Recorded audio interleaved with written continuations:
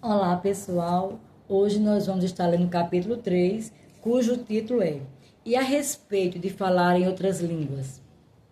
Qual é a evidência inicial do batismo com o Espírito Santo?"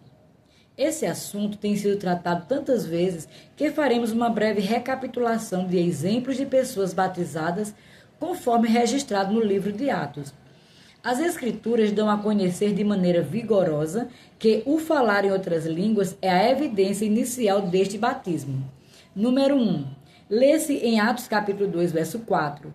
E todos os 120 cristãos, inclusive a própria mãe e os irmãos de Jesus, foram cheios do Espírito Santo e começaram a falar em outras línguas, conforme o Espírito Santo lhe concedia que falasse.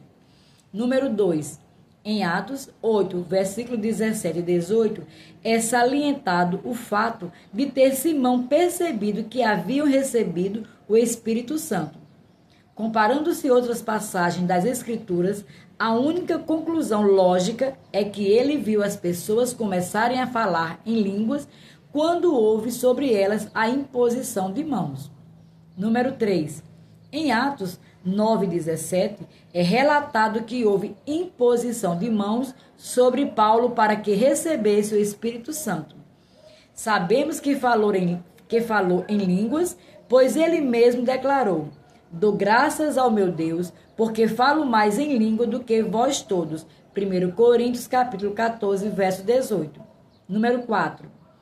Em Atos 10, verso 46, parte A, é relatado que os gentios receberam o Espírito Santo. Pedro diz que os ouviam falar em línguas. Número 5. Em Atos 19, verso 6, parte B, é mostrado que Paulo, impondo as mãos sobre os efésios para que recebessem o Espírito Santo, viu que eles tanto falavam em língua como profetizavam. A questão não é saber se os cristãos falam em língua ao receberem o batismo com o Espírito Santo, pois esse é o padrão bíblico, mas inquirir sobre a razão por que passam pela experiência de falar em outras línguas. Qual é o propósito divino dessa manifestação? Subtítulo: Por que o falar em línguas é importante? Ouve-se com frequência as pessoas dizerem que, embora conste nas Escrituras a experiência de falar em outras línguas, não é circunstância realmente muito importante. Estamos de acordo com o fato de que, se o falar em outras línguas é tudo que a pessoa recebeu, a experiência será de pouco valor. Pois, conforme diz o apóstolo Paulo, ainda que eu falasse a língua dos homens e dos anjos e não tivesse caridade, seria como o metal que soa ou como o sino que tine. 1 Coríntios capítulo 13, verso 1. No entanto, se o falar em outras línguas é precedido ou acompanhado do recebimento do Espírito Santo, tremenda é sua importância, porque esse batismo compreende a infusão do Espírito aliada ao falar em línguas. Esse dom está longe de ser insignificante. É experiência gloriosa que satisfaz, edifica e enriquece o cristão ao longo da vida. No presente capítulo, abordaremos de modo sucinto alguns propósitos de que os cristãos falar em outras línguas. Número 1. O falar em outras línguas é o repouso e o refrigério prometido pelo Senhor. Vamos ler Isaías capítulo 28, verso 11 e 12. Pelo que por lábios estranhos e por outra língua falará a este povo, ao qual disse: Este é o descanso, dai descanso ao cansado, e este é o refrigério, mas não quiseram ouvir. O Espírito do Senhor devia referir-se a algo de suma importância ao dizer: Este é o descanso, dai descanso ao cansado, e este é o refrigério. Evidentemente, isso faz referência ao versículo anterior. Não é, portanto, falar em outras línguas descanso e refrigério? É preciso que entendamos que apenas o falar em outras línguas não podia ser descanso nem refrigério. É antes o fato de o Espírito Santo vir e conceder o dom de falar que representa esse descanso e refrigério. O Espírito Santo é pessoa que, quando vem, fala. Essa manifestação da sua presença torna-se, pois, a grande bênção, o descanso, o refrigério. Temos aqui mais outra prova de que a infusão do Espírito Santo é acompanhada do falar em outras línguas, que não podia ser refrigério se não fosse acompanhada da presença dele. Assim, Pedro, logo após o dia de Pentecostes, quando a primeira igreja cristã se achava sob o influxo da grande experiência pentecostal, conclamou os judeus ao arrependimento para receberem a bênção dos tempos do refrigério. Atos 3, verso 19. Arrependei-vos, pois, e convertei-vos, para que sejam apagados os vossos pecados, e venham assim os tempos de refrigério pela presença do Senhor. Que ninguém ouse menosprezar a experiência do falar em línguas, evidência da presença do Espírito Santo que veio fazer a habitação na vida dos remidos. Subtítulo: Na Grande Comissão, Cristo declarou que os cristãos falariam em outras línguas e disse-lhes: Ide por todo o mundo, pregai o evangelho a toda criatura. Quem crê e for batizado será salvo, mas quem não crê será condenado. E estes sinais seguirão aos que crerem. Em meu nome expulsarão demônios, falarão novas línguas. Marcos 16, do verso 15 ao 17. Uma das mais importantes passagens da Bíblia são as palavras de Jesus em Marcos 16, em que ele dá à igreja a grande comissão. Elas figuram entre as últimas pronunciadas pelo Mestre antes do seu regresso ao céu. A importância que encerram tem sido universalmente reconhecida pela Igreja ao longo dos séculos.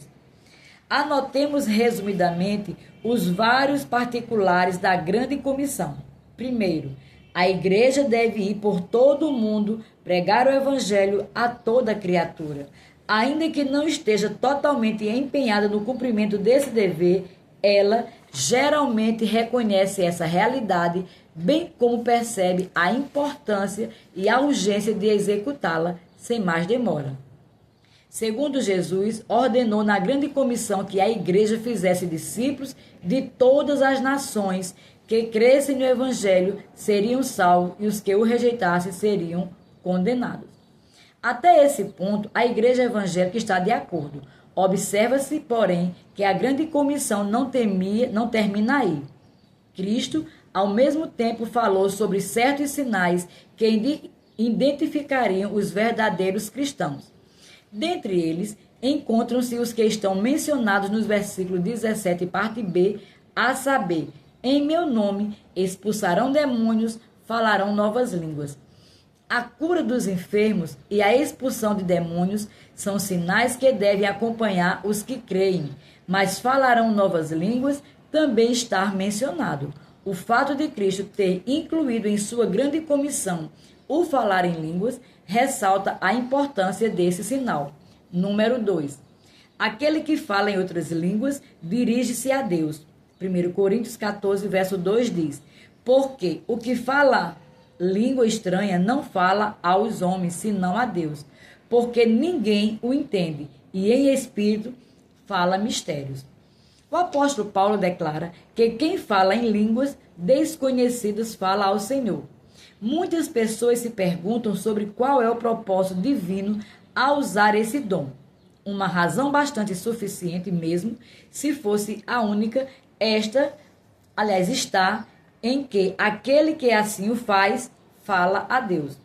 No momento da conversão, Deus nos fala em nossa língua: meu filho, és agora membro da minha família. Quando, porém, somos batizados com o Espírito Santo, podemos, por assim dizer, falar a Deus em sua língua, que ninguém entende senão ele. Número 3. O cristão que fala em língua edifica a si mesmo. 1 Coríntios capítulo 14, verso 4 diz: O que fala língua estranha edifica-se a si mesmo, mas o que profetiza edifica a igreja. Eis aqui algo que o homem incrédulo não compreende. Ele ouve alguém falar em línguas e não consegue ver nessa atitude bênção alguma. Isso não é de surpreender. pois o apóstolo Paulo declara que o falar em outras línguas não tem por objetivo a edificação do ouvinte. Por isso ele ensinou que fazê-lo em uma assembleia sem ser devidamente seguido de interpretação não era prática aconselhável. 1 Coríntios capítulo 14, verso 6. A verdade é que tal dom, exceto em casos especiais, não se destina a edificar o que ouve. É exercício espiritual destinado a edificar aquele que fala. O que fala língua estranha edifica-se a si mesmo. O apóstolo era sincero em sua declaração, o que se reflete no fato de haver dito: dou graças ao meu Deus, porque falo mais línguas do que vós todos. 1 Coríntios 14, verso 18.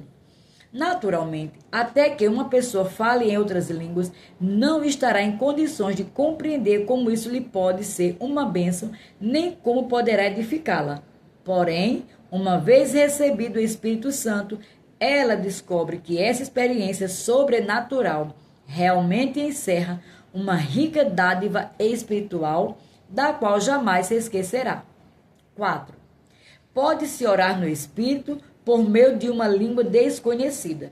Romanos 8, 26 e 27 diz: e da mesma maneira, também o Espírito ajuda as nossas fraquezas, porque não sabemos o que havemos de pedir como convém. Mas o mesmo Espírito intercede por nós com gemidos inexprimíveis, e aquele que examina os corações sabe qual é a intenção do Espírito, e é ele que, segundo Deus, intercede pelos santos. Nos versículos acima, o apóstolo diz que nenhum de nós sabe orar como convém, mas temos no Espírito de Deus poderoso aliado que, se permitido, fará por nós intercessão com gemidos inexprimíveis. Além disso, visto que o Espírito sempre conhece a mente de Deus, ele sempre orará segundo a vontade do Pai. No entanto, como o Espírito ora por nosso intermédio? Podemos estar certos de que ele procura ajudar-nos a qualquer que seja a maneira pela qual oremos. Contudo, não é a respeito disso que o apóstolo trata. Ele refere-se a orar no Espírito por meio de língua desconhecida, caso em que esse mesmo Espírito ora por intermédio do cristão. Pois bem, Paulo diz que orará de ambos os modos, com o Espírito e com a mente. É bom orar com a mente e com o Espírito. Quando em oração não encontramos palavras para exprimir, o Espírito em língua desconhecida toma a nossa necessidade e a alça a Deus. Não é acidental a grande promessa expressa em Romanos 8, 26 ao 28, que fala sobre o Espírito Santo como intercessor em nós. Com o Espírito Santo orando por nosso intermédio, todas as coisas contribuem juntamente para o nosso bem. Romanos 8, 28. E sabemos que todas as coisas contribuem juntamente para o bem daqueles que amam a Deus, daqueles que são chamados por seu decreto. Número 5. Falar em línguas é dom concedido para a igreja. A despeito do uso privado desse dom, ele tem um propósito na congregação, embora nem todos os cristãos manifestem em público. Antes, porém, de ser usado publicamente, deve sê-lo em particular. Há grande necessidade dos dons do Espírito e não devemos consentir que esse dom na igreja cesse, muito embora ele deva, por certo, operar segundo as instruções estabelecidas na primeira epístola aos Coríntios, capítulo 14. O falar em outras línguas proporciona um ministério útil a certos membros da igreja, os quais podem não ter outro. Sua importância aumenta se receber o correspondente dom suplementar de interpretação de línguas. A manifestação desses dons serve para confirmar o povo de Deus e ajudá-lo a preparar-se para a vinda de Cristo. E aqui concluímos o capítulo 3. Sejam abençoados na prática da palavra.